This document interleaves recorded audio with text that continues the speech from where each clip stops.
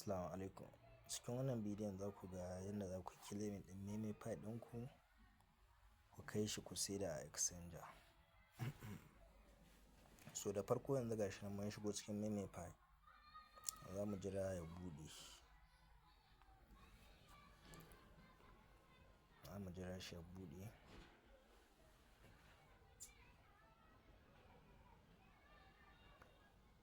So gashi nan yana buɗewa. So idan Memify ɗin mai buɗe kamar haka, za mu ka shiga gurin airdrop, za mu shiga gurin airdrop.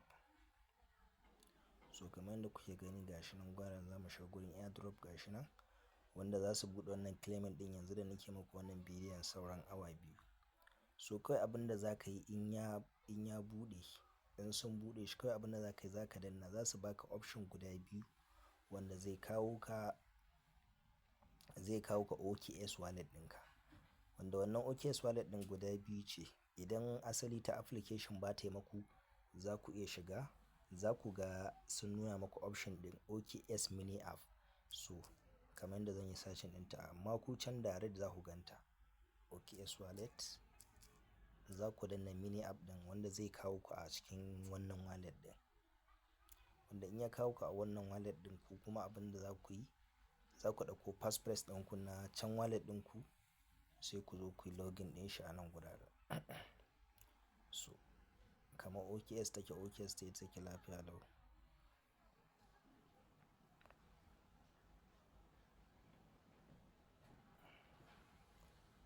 So kun gani in ta buɗe kuka sa komi naku ya buɗe, so zai kawo ku direct nan za ku yi confirming transaction.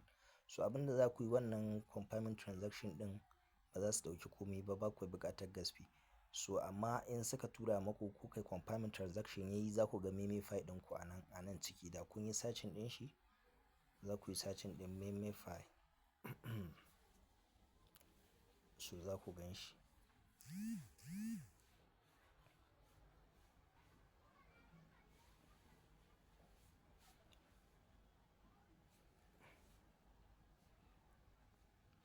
So kamar yanzu kun ga gashi nan sun ce mu duba eligibility.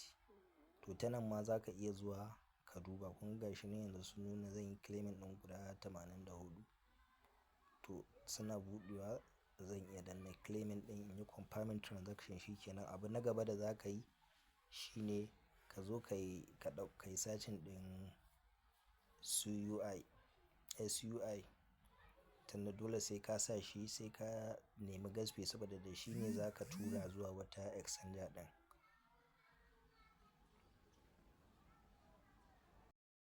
Za ka danna nan gurin receipt. In ka danna gurin receipt za ka ga option da yawa, sai ka yi searching ɗin SUI. So kana searching ɗin shi za ku gansu da yawa ga su nan su. Bari ku ga wanda shi ne asalin.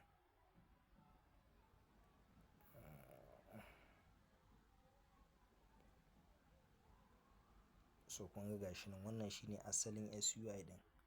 Wannan bari in zagaye muku shi ku gani.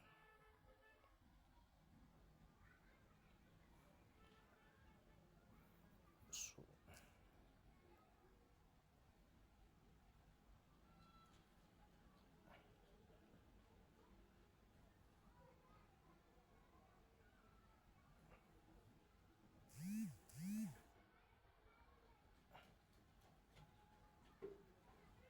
wannan da na zagaye da jan nan ba shi bane ba. Wannan da na zagaye, wannan mai fari ɗin shi ne asalin SUI. Gashi nan na zagaye muku shi. So wannan kuna dannawa, muka danna zai shiga ciki gashi nan guraren, sai mu copy ɗin address. Sai mu copy ɗin address. Muka yi copy ɗin address sai mu tura ma wanda zai tura mana gas fee na SUI na 500 ko 700 zai isa kai. So muna yin haka shikenan sai mu yi back. So in dai an tura mana, so sai mu zo ana tura mana wannan gas fee ɗin. So za mu tura Memify ɗinmu zuwa kasuwa. Sai mu danna send. An ce ban da crypto. So in ka danna lokacin Memify ɗinka ya sauka, za ka ga an baka wani token za ka tura. So sai ka yi searching ka sa Memify. Kana sa Memify za ka ga ya fito. cikin token ɗin da kake da su. Kun ga gashi nan guraren ko yanzu ya fito.